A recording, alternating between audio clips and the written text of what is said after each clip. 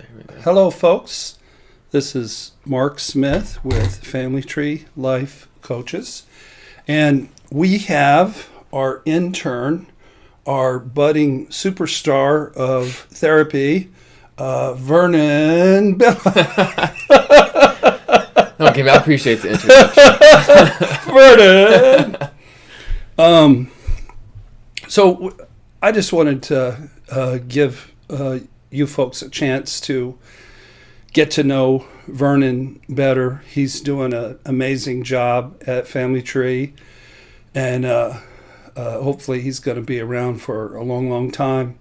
So I just wanted to check in, and how's your internship experience going at Family Tree?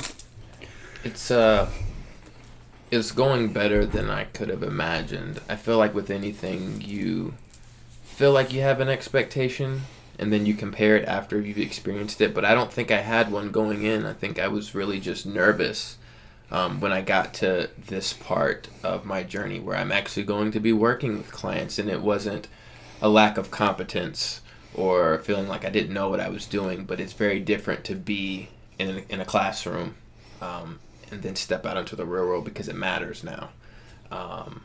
But I've loved it. I don't know if I can put it into words. Yeah. Like, it just solidified that I'm in the right field. I'm doing what I want to do. Yeah. So you've got 3 kids, right? 3. And so the office there on 86th Street, Angie uses it a little bit, but nobody else really uses it. So Vernon is like captain of the ship, man. He's just, that's his quiet that's my spot. place. That's your safe place. And you got all kinds of frou-frou stuff to make it feel chill. You know? Got the new art from you. You gave me a new art got piece. some new art, on the wall. new gaming chair. Mm-hmm. Moving up in the world. Yeah, it feels good.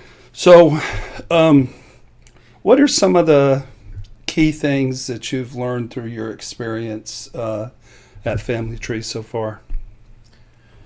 I think one of the biggest things, and they kind of talk about it in the classroom, but you kind of overlook it, is that you have a support group, with your colleagues, people that you work with. Being a young therapist, up and coming, it's easy to feel like you're doing this alone, and that can be overwhelming for you. Like, who am I going to reach out to? What if I have a question?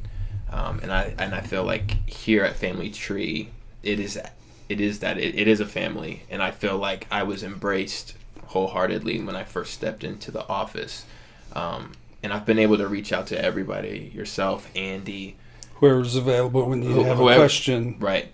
You need help everybody. I've had an opportunity to have a one-on-one conversation with, and I get different perspectives from different therapists. And it's allowed me to take that in, but also adapt that to who I am and how I can utilize that instead of trying to emulate somebody else's approach to therapy. Right. You have to take in the insight and then make it your own before it would even work. Right. Right. Yeah. To be authentic. So, there certainly have been challenges to a sense of community. I mean, normally you'd see everybody every day, and there would be more interaction. But with this whole COVID thing, but we've sort of worked around it. We meet every other week in what we call group supervision, and it's really more for support, although we can staff a case there occasionally.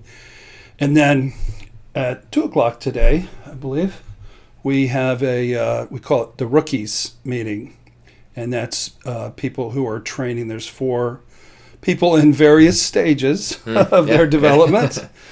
One is a really young gal, but she's sharp as a whip. Smart as a whip, smart as a whip. Why are whips smart? There's a saying.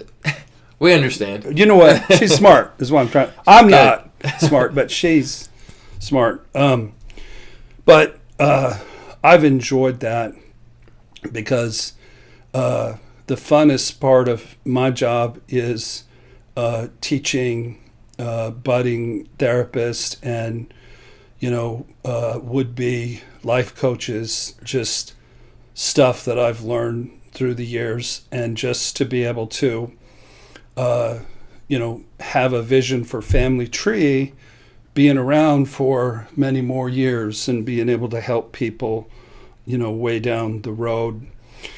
So, you wanted to talk about one of my favorite things to talk about. And why don't you sort of introduce the topic, and then we can sort of kick it around a little bit. Right. It has a twist to it. So. Yeah, it's a little complex depending on how you look at it. But I've recently worked with a client who, growing up, she may argue that the cards weren't in her favor per se. So growing up not having the strongest relationship with her parents, and just feeding off of that, experiences, encounters growing up as a child into early adulthood, and there's this sense of owedness, where even if that's even a word, where it is now. Yeah, we're gonna make it a word, where the world owes me because I've had to endure so much pain and had to jump the hurdle. So now at this point in my life, the world should give things back to me because I've been able to stand the test of time. And I think it goes into what you talk about, is that having a victim mentality. And I think a lot of us carry that, whether it be consciously or subconsciously, and I think sometimes that can get in the way of our recovery, or even blind us to even thinking that we need to recover. Yeah.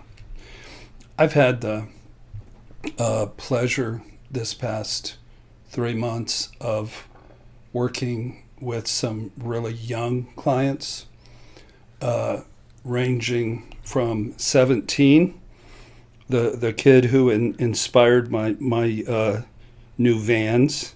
I would show you my Vans, but I would have to have coordination to stick them up in the camera. One, I would look ridiculous. 2, I would fall over because my shoulder is... But trust me, they're sweet. I saw them on him, and the inner 17-year-old said, "Man, where'd you get that? I need those." So, and then a 19-year-old young lady and a 22-year-old young lady. And what I've been trying to teach them is the cards that you get are the cards that you get. Mm-hmm. And to me, one of them asked me, "What's the meaning of life?" And I went, "Ooh, I know the meaning of life. I'll tell you the meaning of life. Meaning of life is this. You get whatever cards you get, and instead of complaining about it or feeling victimized by it or causing you to lose in life, you take those cards with proactivity and faith, and we used to call it, when we were playing cards, guile and cunning. We didn't have no cards, but we made it out of guile and cunning." So I don't know if that would be appropriate for recovery. It sounds sort of shady, guile and cunning. But you work on yourself and you get better cards. Are you going to get great cards? No. My family was really highly dysfunctional, and all of my siblings have suffered. But in terms of bonding with my mother, none of us got enough. But I think I probably got the least amount. So bonding as a child with a parent, a mother, usually correlates with your attachment style romantically.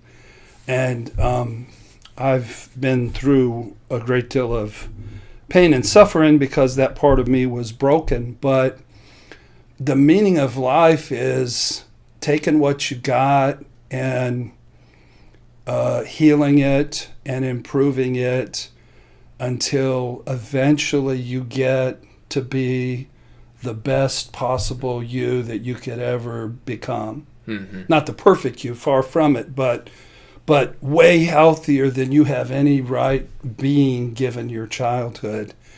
And that's a lifelong process. But what I've had to tell these kids, because they've all had really, really, really bad cards, is I got to tell you straight, your love lives. This wasn't a group. This was one at a time. Y'all, you didn't y'all get them all love together? life. No, I should. Are gonna be really horrific, and they're gonna be. It's gonna be really painful, and they already are shaking their head. I've already noticed that. Yeah, I've experienced Right. some. I'm 19. I'm 22. I see that there are challenges. So talk about the entitlement part of it, because that's the twist part for me. I talk a lot about victim mentality, and I'll talk a lot about it in a few minutes here. But boy, it seems like when you add entitlement to victim mentality, you get a monster. Yeah. That's some shady. That's some dark, It's ferocious. self-destructive stuff. Right. That's a good way to phrase it. And I think to your point, I think growing up as a child, it makes more sense to us to attach the stuff you have to endure to the parent. Well, it's the parent's fault that, the kid has to go through this, or they had to experience this or witness this.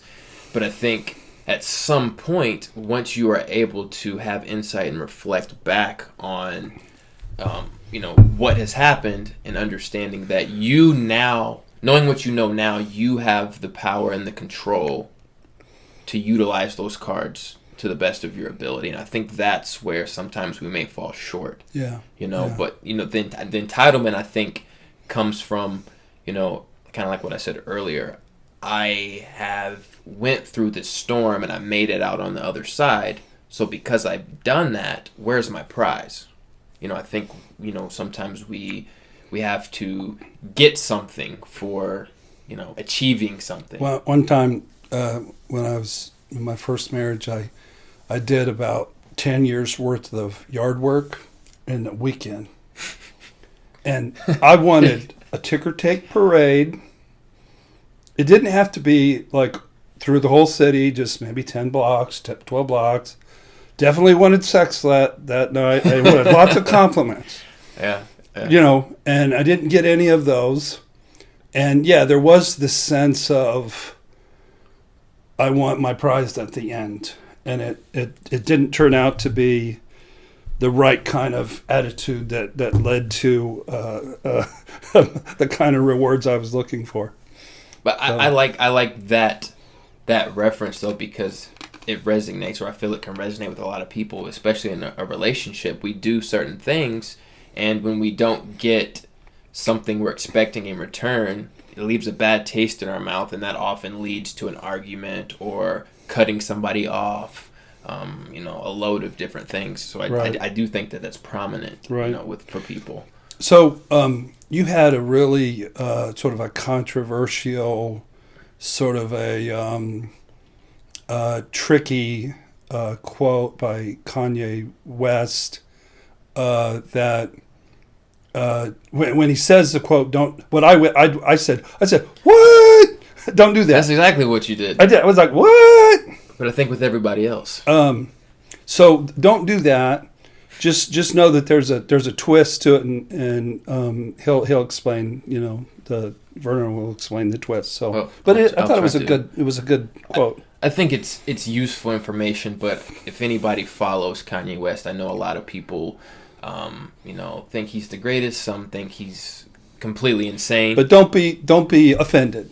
Right. We're just trying to drop knowledge. But he made a statement a while ago along the lines of. What did he say? How do I want to word it?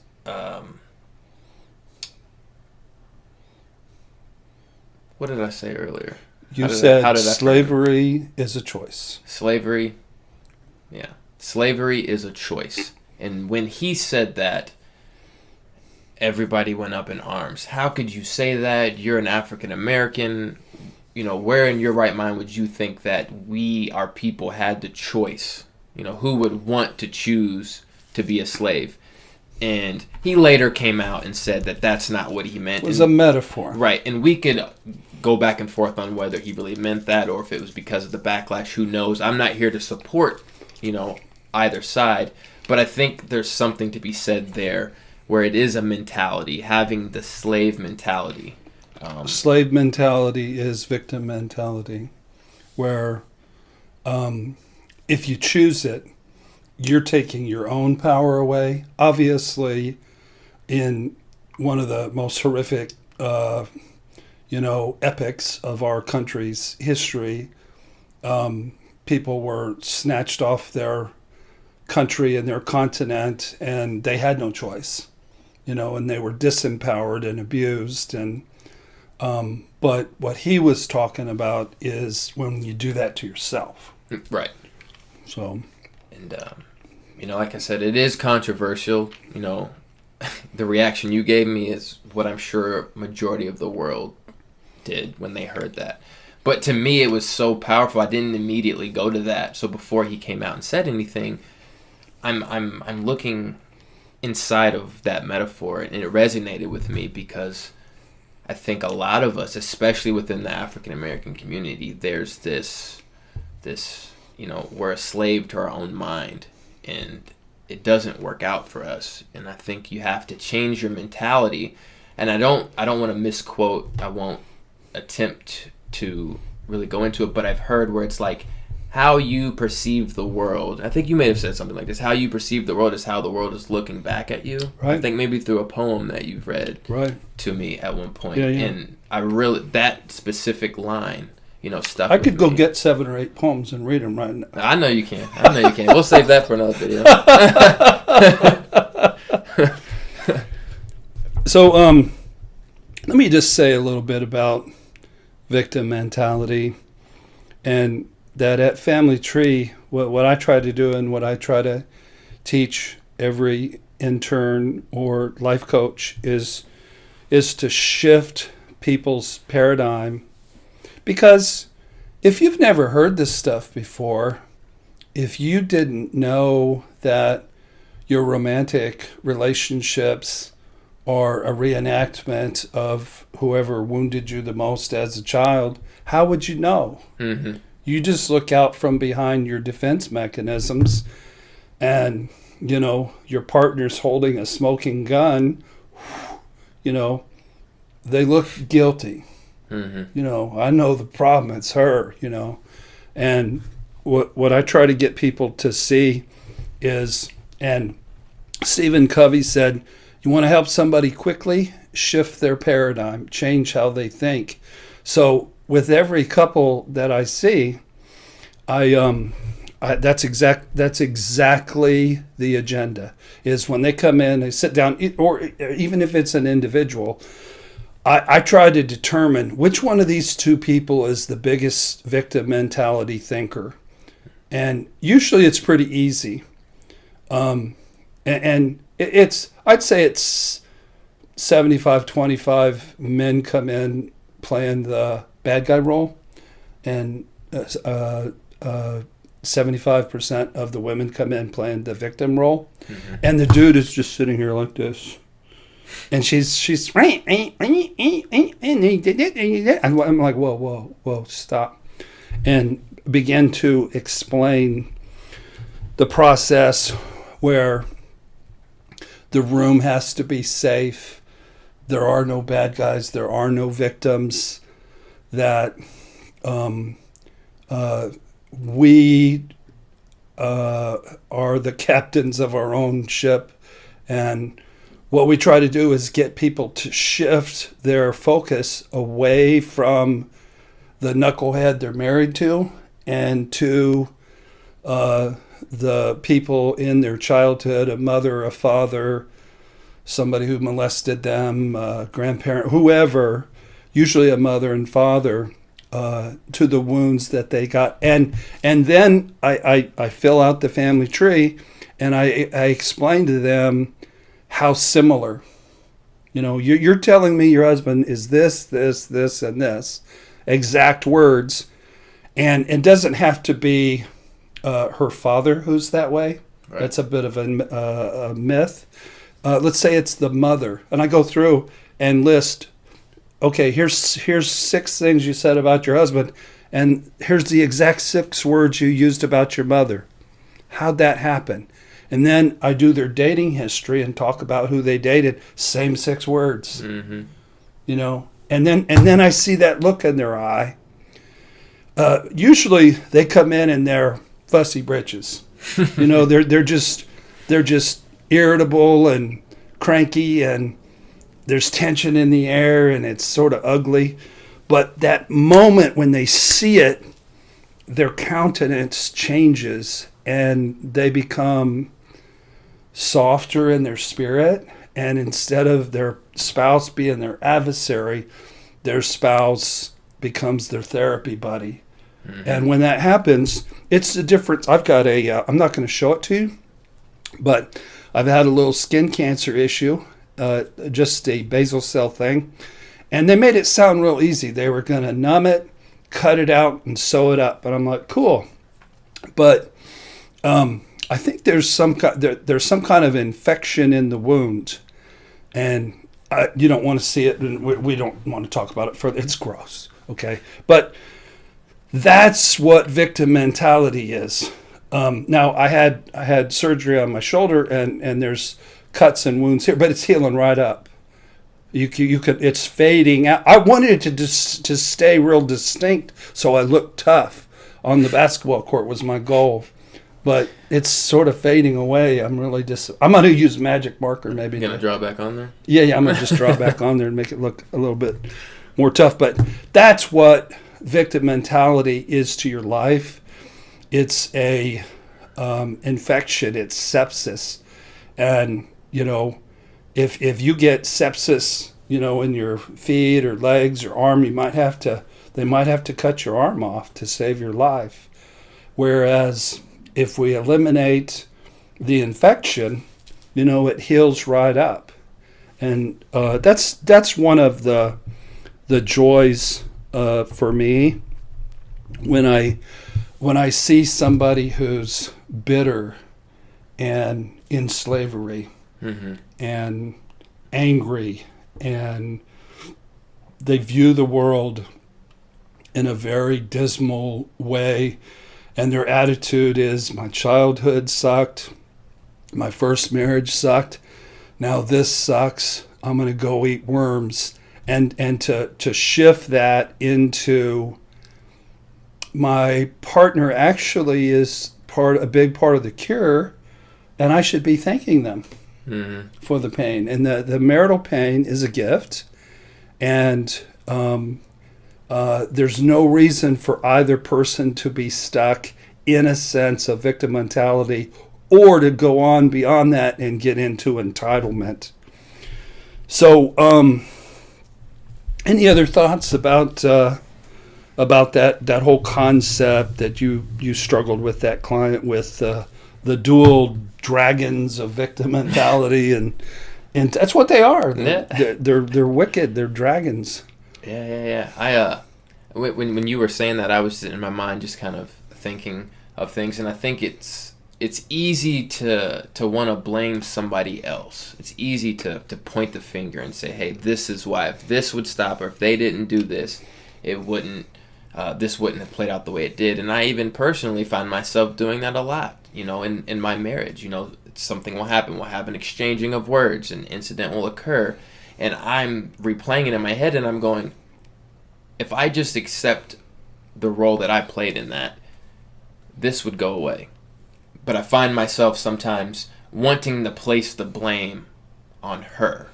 If you wouldn't have done that, I wouldn't have responded the way I did. You know, and I think when you can have that insight and awareness and separate that, you know, I mean, the rest is gospel. You know, you kind of spoke to it. Yeah. Easier. Well, we are 4 minutes late for our rookies meeting, which means I'm 11 minutes early if we started right now, right. Using mark time. But yeah, I just wanted to give you guys another look at Vernon and his growth and his potential. When he started, his fee was $30 an hour, but he's got 10 clients now, and he's grown considerably in knowledge and insight and skill level. So now his fee's $50 an hour, but you're getting a $100 therapist for $50. So I would highly recommend, if y'all got something going on and you don't want to pay $225 to the old fart, $50 For the young calf. It's a deal. Yeah. It's a bargain. Yes, sir. So, okay, let me see if I can find my little switchy button here. So this was fun. We didn't know all we had was one little concept, but that's the cool part of doing these videos is we can just process and just talk, and magic can happen. So good work out of you. Thank you for watching, folks, and God bless.